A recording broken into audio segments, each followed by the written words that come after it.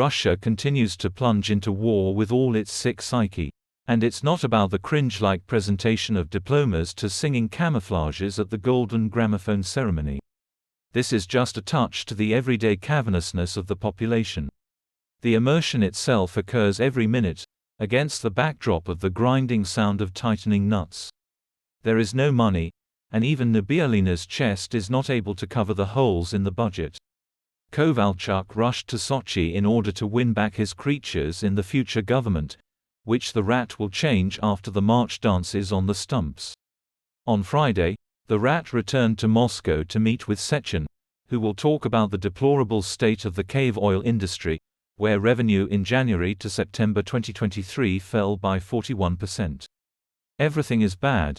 The share of the dollar in export revenues has shrunk by half, and sales of foreign currency on the stock exchange have collapsed by 58%.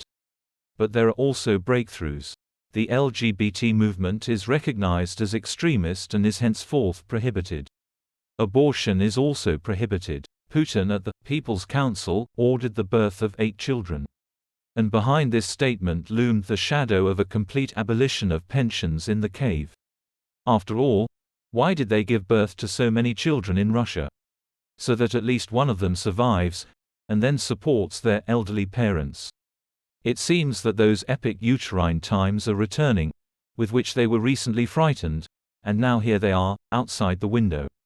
The series, The Boy's Word, directed by the servile Fyodor Bondarchuk, naturally fell into the soul of wild furry people, and they began to cosplay the behavior of the characters, setting the tone for future urban battles. AUE is elevated to a qualitatively different level, a boyfront level, where the front line runs along every street, and the clash promises a lot of blood and corpses. The war of all against all is creeping across the entire area of the cave with all its inevitability.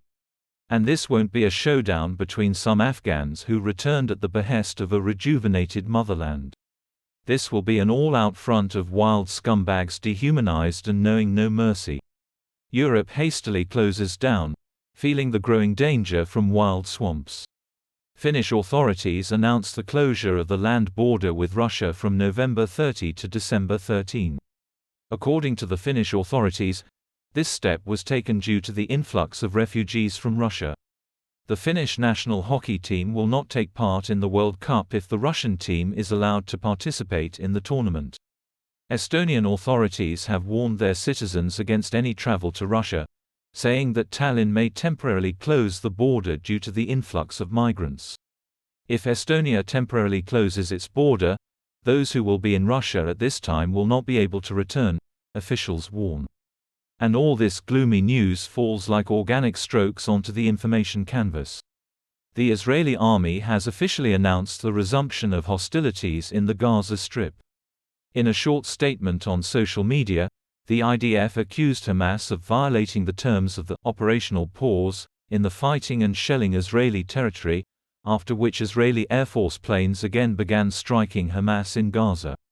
This war, as part of a scenario of global chaos, with a clash of religions and explosions of mental bombs, has been gestating for a long time in the skulls of KGB demiurges, obsessed with the idea of vengeance for the lost USSR. And for the mistake of the now-dead Kissinger, who believed that Russia was, after all, part of Europe, the same Europe is paying now. But this is a small thing compared to the amount of bills that Ukraine receives every day. Zelensky announced the construction of defense structures from Donbass to western Ukraine. This is probably the right strategy in the paradigm of a protracted war of attrition. However, a new reality is already visible on the horizon. According to VTSIOM, 78.5% of Russians trust Putin, and 75% approve of his work. The rapidly decrepit empire pupates and withdraws into itself, from time to time concentrating its forces to launch raids on its neighbors. Thus, Lavrov, who was finally allowed into the OSCE meeting in Skopje without a muzzle, threatened to attack Moldova with a cave attack.